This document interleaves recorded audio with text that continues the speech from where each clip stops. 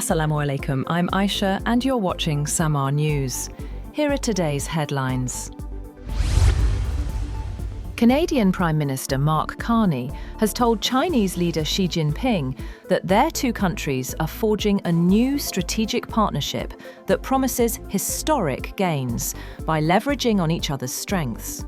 The first Canadian Prime Minister to visit China since 2017, Carney was on a mission to rebuild ties with Canada's second-largest trading partner after the United States, following months of diplomatic efforts to resolve earlier tension. A South Korean court has sentenced former President Yoon Suk Yeol to 5 years in prison on charges that included obstructing attempts by authorities to arrest him following his failed bid to impose martial law in December 2024. The Seoul Central District Court found Yoon guilty of mobilizing the Presidential Security Service to block authorities from executing an arrest warrant to investigate him for his martial law declaration. The 65-year-old former prosecutor was also found guilty of charges that included fabricating official documents and failing to follow the legal process required for martial law, which has to be discussed at a formal cabinet meeting. Pakistan, Saudi Arabia and Turkey have prepared a draft defence agreement after months of talks. Minister for Defence Production Raza Hayat Haraj said the draft has been shared by all three countries, but still needs final consensus. Turkey's foreign minister confirmed discussions are underway, adding no agreement has yet been signed.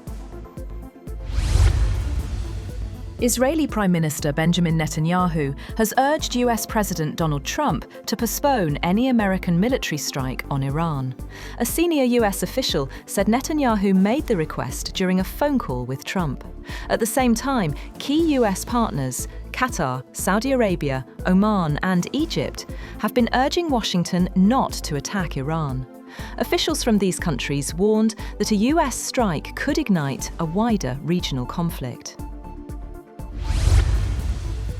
On the other hand, Venezuelan opposition leader Maria Corina Machado has given her Nobel Peace Prize medal to US President Donald Trump during a White House meeting, in a bid to influence his efforts to shape her country's political future.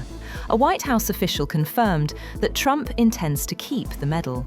Machado, who described the meeting as excellent, said the gift was in recognition of what she called his commitment to the freedom of the Venezuelan people.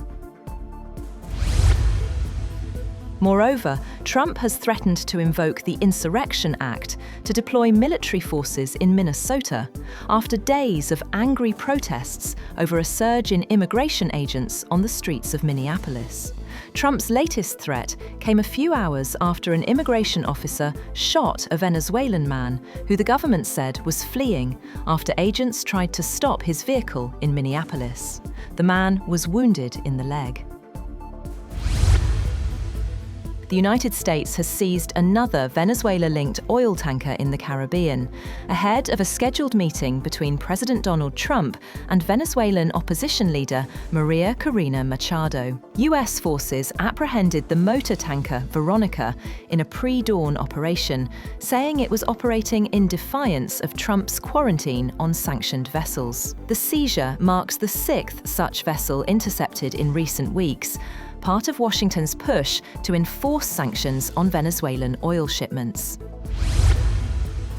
Russia says any Western troops deployed to Ukraine under a future peace deal would be considered legitimate targets. The Foreign Ministry said such deployments are unacceptable to Moscow, with spokeswoman Maria Zakharova accusing Britain of pushing the idea in draft proposals to undermine the peace process. Criticizing the so-called Nightfall project, she said Britain's plan to help Ukraine develop a new ballistic missile is not a step toward peace. That's all for now. For more updates, visit www.samar.tv. Thank you for watching Samar News.